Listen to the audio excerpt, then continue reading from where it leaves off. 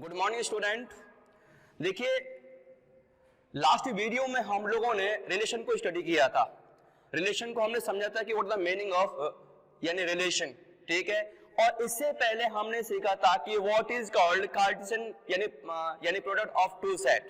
अब मेन जो इंपॉर्टेंट चीज है वो क्या है कि ध्यान देना कि relation is always subset of cartesian यानी product of two set. Example like that we have two different non-empty set। non-empty set इसका मीनिंग क्या है? तो देखिए empty set का जस्ट अपोजिट है non-empty, ठीक है। empty set को हमने स्टडी किया था, दैट इज जिसको हम फाई से रिप्रेजेंट करते थे। फाई यानी कि empty, empty मीन्स एक ऐसा सेट जिसमें कोई भी एलिमेंट प्रेजेंट नहीं होता, that is called empty set। अब जस्ट इसके अपोजिट की बात करते हैं, तो इसका जो अपोजिट बनता है that is non empty set. तो नन एम्प्टी यानी एक ऐसा सेट जिसमें एट लीस्ट एक एलिमेंट तो प्रेजेंट होना चाहिए, such sets are called non empty set. तो यहाँ पे हम क्या है, दो सेट ले रहे हैं, set A and set B, which are non empty set, ठीक है। एग्जांपल सपोज करो हमने सेट ए ले लिया, हमने ये 1 2, ठीक है, और सेट बी हमने ले लिया यहाँ पे आपका ये 3 हो गया, ठीक है। नाउ हम क्या करेंगे, ए क्रॉस बी फाइंड कराएंगे, ए क्रॉस बी, ठीक है।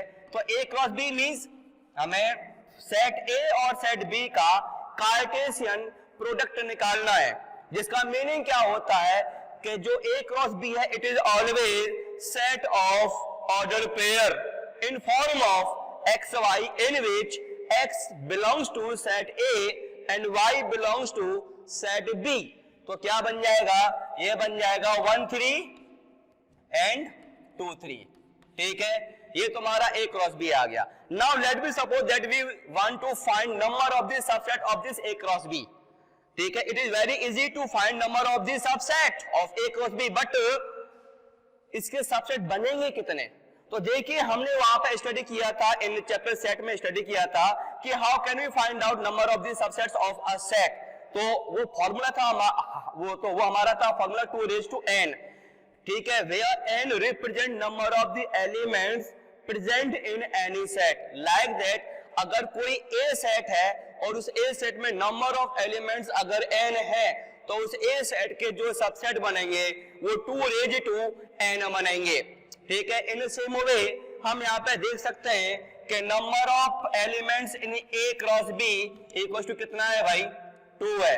देन ऑब्वियसली हम कहेंगे अगर इसके जो सबसेट बनेंगे then subsets of A cross B क्या बन जाएंगे, 2 raised to n, जिसमें n की वैल्यू कितनी है, ये 2 हो गई, तो 2 की पावर 2 इक्वल्स टू 4, यानी ए क्रॉस बी के 4 सबसेट है। अब है कौन कौन से, तो देखिए इसके सबसेट हम बना लेते हैं। अब सबसेट, पहली बात तो phi and each set is a subset of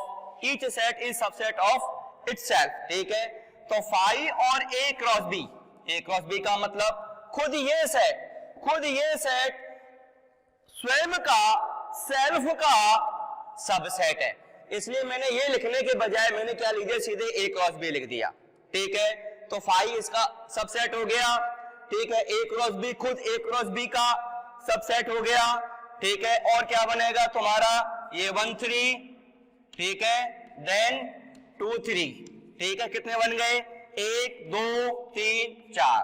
These 4 are the subsets of this A cross B। चूंकि मैं पहले कह चुका हूं कि जो रिलेशन होता है it is always subset of A cross B, ठीक है। R is always subset of A cross B, ठीक है। तो देखिए इनमें से जो ईच जो सेट है, ईच सेट जो कि ए क्रॉस बी का क्या है, सबसेट है, then each one set is representing relation. ये हर कोई अपने आप में एक रिलेशन को डिफाइन करेगा, जिसमें फाई का मतलब हो जाएगा एम्प्टी रिलेशन, ठीक है। This is called empty relation. वो बात की बात है, हम इनको स्टडी करेंगे बाद में, बट फिलहाल you must well known to कि how can we find out relation of cartesian product of two set. के जो रिलेशन बनेंगे वो ओब्वियसली उसके सबसेट होंगे। आप यूं कहिए कि रिलेशन जो है ए क्रॉस बी का सबसेट है, ठीक है। दूसरी बात हमने ये पढ़ लिया था कि एक्चुअल में जो कार्टेशियन यानी मतलब होता है ये प्रोडक्ट ऑफ टू सेट में जो ऑर्डर पेयर के बीच जो एलिमेंट्स होते हैं वो एलिमेंट जिस किसी रूल्स को फॉलो करते हैं उन फॉलो को करने वाले जो एलिमेंट्स होंगे ए क्रॉस बी के वो तुम्हारा क्या बन जाएगा, रिलेशन आर बनेगा। मतलब मैंने कल बता दिया था, जैसे मैंने आपको कोई एक और मैं एग्जांपल में ले लेता हूं पहले।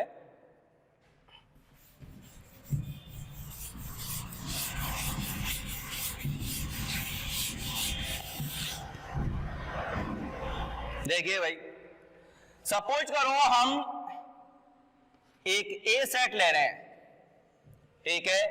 तो कह रहे हैं हम ये 1 2 3 4 5 6 and 7 Shri Krishna, this is a set. और हमने एक बी सेट लिया, बी सेट वही है जो ए सेट है, बी सेट वही है जो ए सेट है, ठीक है।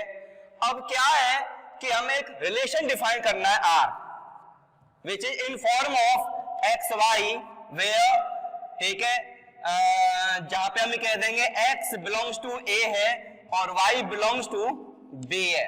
और ये दोनों x y जिस रूल को फॉलो कर रहे हैं वो क्या है, वो है x इक्वल्स टू, या फिर यूं कहें y इक्वल x प्लस 1। इस रूल को फॉलो कर रहे हैं ये एक्स वाई। अब हमें ये इस रिलेशन को डिफाइन करना है, ठीक है। तो देखिए अब यहां पे सबसे पहली बात जो लिखी हुई है वो ये लिखा हुआ है कि x ए सेट का एलिमेंट है और y बी सेट का एलिमेंट है, और बी सेट वही है जो ए सेट है। इसका मतलब हम ये भी कह सकते हैं कि y also belongs to set A, because A set and B set both are equal set. तो हम क्या करते हैं कि यहां पे हम ये ले लेते हैं x की वैल्यूज और यहां पे ले लेते हैं हम y की वैल्यूज। रिलेशन x से y में जा रहा है तो यहां पे हम लिख देते हैं रिलेशन r, ठीक है। x बिलोंग्स टू किस में, सेट a में, और y belongs to set b में, ठीक है। b लिख रहे हैं बस क्योंकि यहां पे हमें b गिवन है, बाकी ये हम अच्छे से जानते हैं कि a और b दोनों आपस में इक्वल सेट हैं। अब हम क्या करते हैं, x की वैल्यू पहले लेते हैं हम ये 1, अगर हम इसमें रखें तो y की वैल्यू क्या आएगी, 2 आएगी, तो 1 की इमेज 2 आ गई।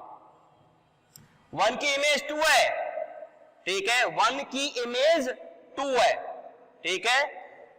ऐसे ही हम लेते हैं वैल्यू पे 2 पे कितनी बनेगी, 3 पे कितनी बनेगी, 4 पे कितनी बनेगी, 5 पे कितनी बनेगी, 6, ठीक है, 6 पे कितनी बनेगी, 7 पे कितनी बनेगी, 8, और वो 8 इस बी सेट यानी ए सेट में 8 एलिमेंट है ही नहीं, इसलिए हम ये कह देंगे 7 और 8 इस रिलेशन का एलिमेंट नहीं है, ठीक है।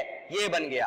अगर इसको हम ऑर्डर पेयर की फॉर्म में लिखें तो रिलेशन आर क्या बन जाएगा, ये बन जाएगा तुम्हारा 1 2, then 2 3, then 3 4, then 4 5, then 5 6, then 6 and 7, ये तुम्हारा R बन गया, जिसमें पहला जो एलिमेंट है this belongs to set A and जो दूसरा एलिमेंट है वो बिलोंग करेगा सेट B, ठीक है। और जहां पे सेट B और सेट A दोनों इक्वल सेट है। अब ध्यान देने वाली बात है कि ध्यान से देखिए कि ये जो R है वो A क्रॉस B का सबसेट है, ये जो R है A क्रॉस B का सबसेट है, ठीक है। अब इसमें एक बात और नोटिस करने वाली है कि देखिए ये x जो है ये x की जो वैल्यू आएंगे these all are called domain of this relation, domain of this relation। और ये जो वैल्यू आई है इनके लिए जो वैल्यू बनी है ये, यानी 1 के लिए 2 है, 2 के लिए 3 है, 3 के लिए 4 है, 4 के लिए 5 है, 5 के लिए 6 है और 6 के लिए 7 है, ठीक है। ये जो वैल्यू बनी है इनको हम कहेंगे रेंज ऑफ दिस रिलेशन, ठीक है, तो यहां पे हम ये कह सकते हैं कि इसके जो डोमेन है, डोमेन ऑफ रिलेशन, तो ये सेट बन जाएगा क्या भाई, 1 2 3 4 5 6। रेंज क्या बनेगी इसकी, तो इसकी रेंज बन जाएगी, रेंज ऑफ रिलेशन बन जाएगी क्या आई, तो वो बन जाएगी 2 3 4 5 6 और 7। ये इसकी रेंज है। ठीक है, तो देखिए यहां पे हमने रिलेशन को स्टडी कर लिया। ठीक है, रिलेशन क्या होता है, और सबसे बड़ी बात हमने आज जो मोस्ट इंपोर्टेंट जो बात सीखी है वो ये सीखी है कि डोमेन ऑफ यानी रिलेशन क्या होता है, रेंज ऑफ रिलेशन क्या होता है, और एक इंपॉर्टेंट चीज जो सीखी वो ये सीखी है कि relation is always subset of A cross B. A cross B के जितने सबसेट बनेंगे उतने ही ए क्रॉस बी के रिलेशन होंगे। यानी कि सपोज कीजिए हम ये कह दें कि अगर ए सेट में नंबर ऑफ एलिमेंट m है और अगर number of element in B set equal to n है, तो ए क्रॉस बी में नंबर ऑफ एलिमेंट क्या बनेंगे, वो बन जाएंगे m इंटू n। तो ए क्रॉस बी के जो सबसेट बनेंगे यानी नंबर ऑफ रिलेशन क्या बन जाएंगे, नंबर ऑफ रिलेशन। तो वो नंबर ऑफ रिलेशन कितने होंगे, जितने इसके सबसेट होंगे। तो इसके सबसेट कितने होंगे, ये बन जाएंगे 2⁻mn। तो ये 2⁻mn क्या है, इस ए क्रॉस बी के रिलेशन होंगे। ठीक है,